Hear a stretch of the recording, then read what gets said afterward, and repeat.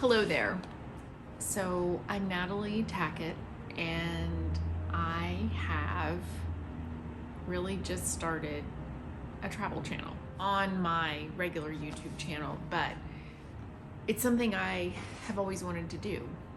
And I've had some friends and some clients that have messaged me and said, "Oh, I didn't know that you were doing travel videos," because I guess it's come up somehow or another in their algorithm, or because they follow me or whatever else.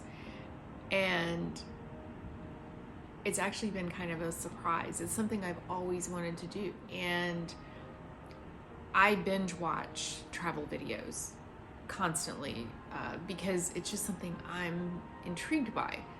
You know, how do people stay organized when they travel? How do people, you know, go across the globe and manage to still look stylish and put together and are organized and all the things, all the things that of course I'm interested in.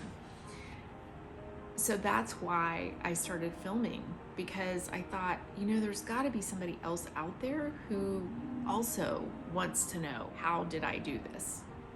And it started with my trip to Turkey, when I could only take 8 kilograms with me in my carry-on bag,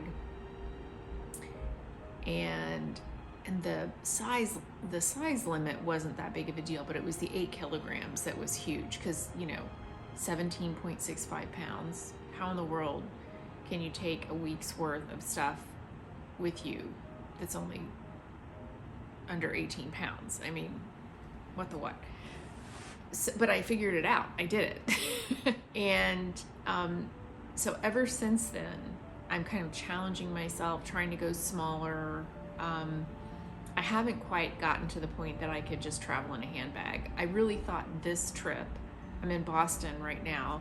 It's today's actually my birthday, and it's my birthday weekend, and I decided to come to Boston so that I could go to a couple of museums. And I've always wanted to come and to the Gardner Museum, and also to Museum of Fine Art Boston.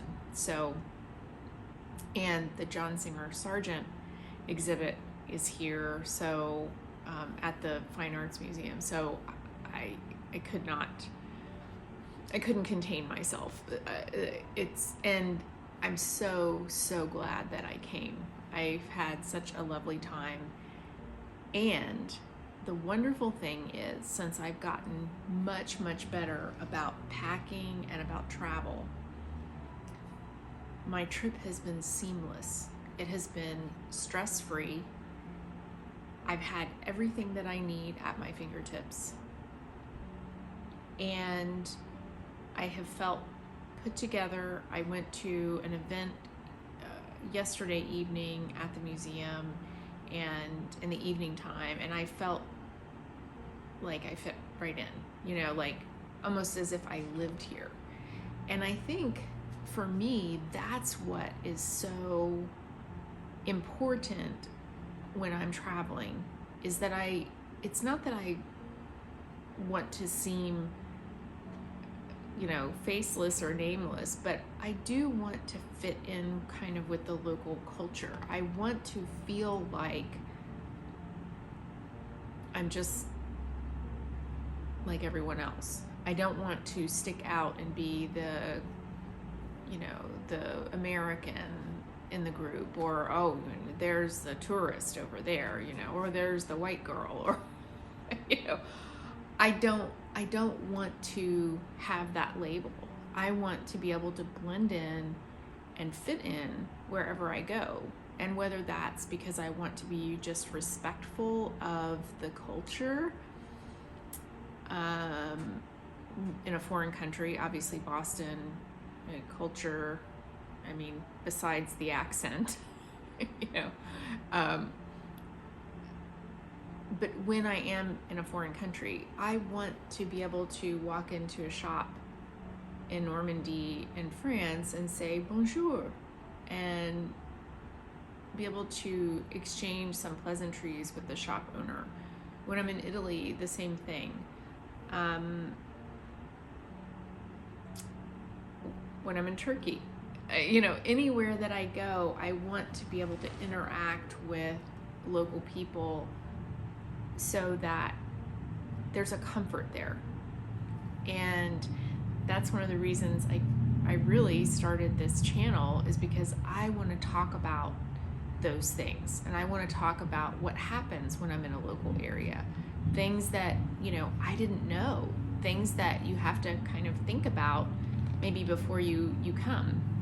For example, the Museum of Fine Art in Boston, they check your bags when you go in. And see, the National Gallery didn't do this to me recently in DC, so I was surprised to have this happen here. But both at the Gardner Museum and at the Museum of Fine Art here in Boston, you cannot take liquids into the museum. So, and they check your bag, and there's a lot more to getting into the museum than what I was prepared for. But the second and third day that I went, I knew better, so I knew not to take my water bottle full with me. I knew to drink it before I got there, or just to fill it when I got to the museum. So it's things like that could really put a wrinkle in things. Another thing at the Museum of Fine Arts, they took my multi-tool away from me. I always travel with a multi-tool that has some pliers and a nail file, and it does not have a knife in it at all. So it's carry-on safe. But that the security guard took it away from me, and I had to get it back from him tonight, so as I was leaving. So these are just things that, how would you know that? Even though I typically go online and check ahead of time of, what's appropriate, what's not appropriate. And usually when you buy a ticket to an event, they will send you kind of a list of, your kind of basics. But I never got anything about don't come in with a water bottle. Okay, so, that was just kind of a little bit of a learning curve where I had to step outside and drink my 10 ounces of water, the first day that I went to the museum and took a water bottle. But,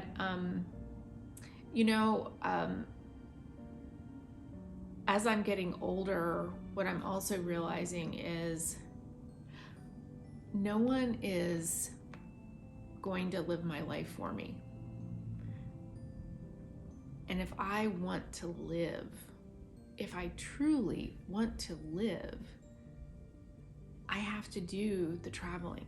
I have to see the things. I have to experience the culture. I have to go to these places that I so desperately want to see in my heart. And the only way that I know to do it is literally pack a bag and go. Whether I'm really ready to do it or not, it doesn't matter. Do I speak the language? Probably not. I do speak multiple languages, and I do fairly well, but I don't speak every language. And there's a fear there of, oh, well, what will I do? But at the same time, there's a workaround. There's always a workaround. And the more you travel and the more you pack a bag and learn to have a capsule wardrobe and, pack kind of bare minimum toiletries or, whatever things that you need, the more you do that, the more you flex that muscle and build that muscle, the easier it becomes. And now it feels almost natural for me to travel and to pack a bag and to go away for a long weekend, in literally without a care in the world, and carry on only, everything probably under 30 pounds, and I'm able to manage all of my luggage myself, and pretty much have everything I need with me to go from a cocktail party to meeting a friend at a coffee shop and everything in between. That's really, when you're able to do that, That's the art of travel. So that's why I've been making these videos. I feel like there has to be someone else out there like me that's been fearful, that's been afraid to travel because I don't have the right clothes, or I don't have the right background, or I don't know enough, or I don't speak another language, or I've never been anywhere before, I've never flown on an airplane before, all the things. But you can do it. You can do it. Trust me, you can do it. And once you do it once, if you really want to travel, you won't want to stop. And that's where I am. I am literally living a dream right now, being able to travel, being able to work and live and travel has been probably my life's greatest gift to date. It just opens so many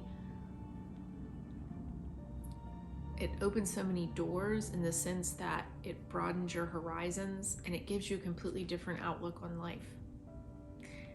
So I encourage you definitely to travel, to book the flight, book the room, book the Airbnb, go to the places, and if you can't afford to do a really long trip, start small.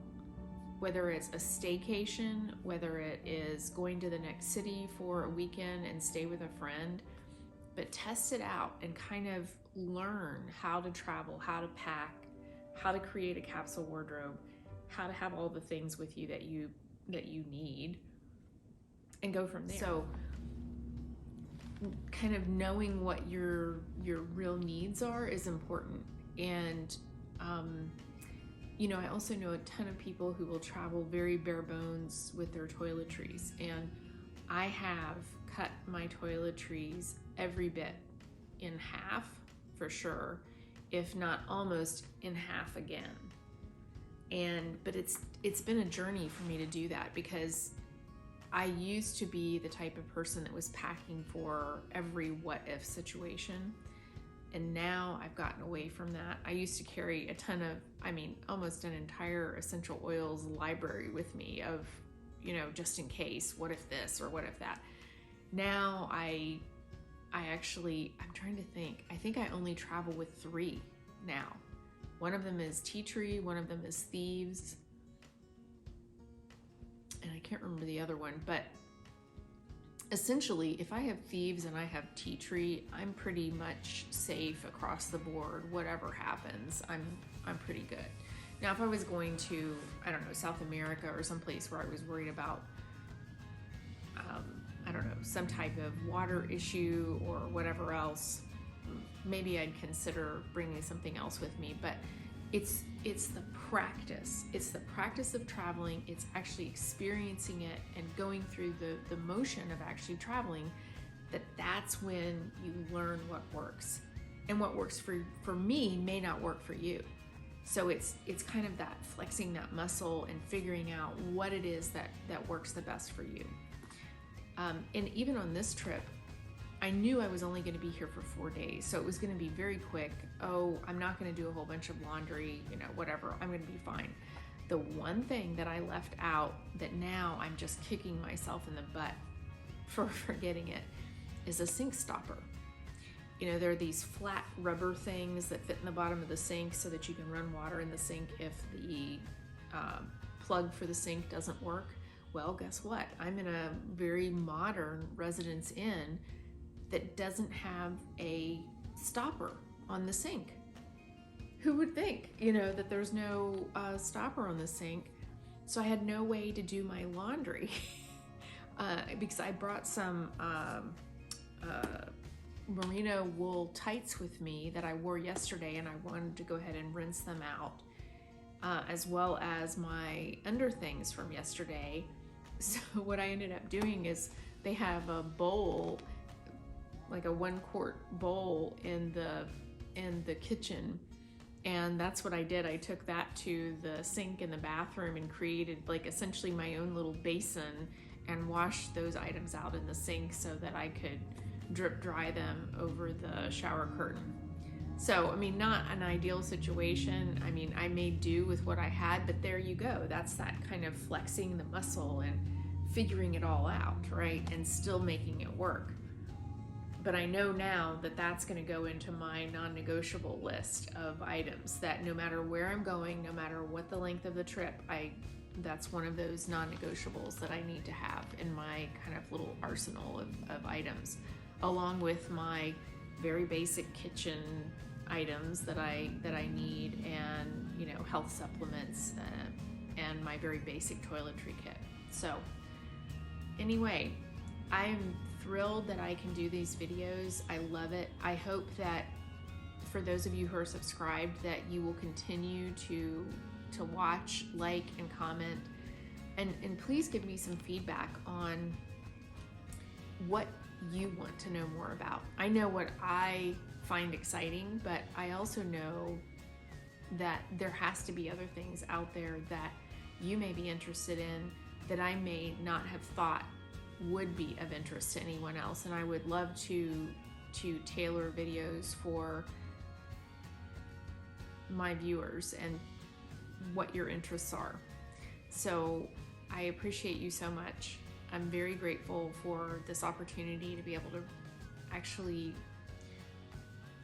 reach so many people. I'm still absolutely floored that some of my videos have way over multiple thousand views. I can't even fathom that, but I'm very grateful. Thank you so much. And I'm really looking forward to all of the traveling I plan to do in 2024. So I hope that you'll continue to watch and support the channel, and it will continue to grow. So thanks so much. Happy New Year, and I'll talk to you soon. Bye for now.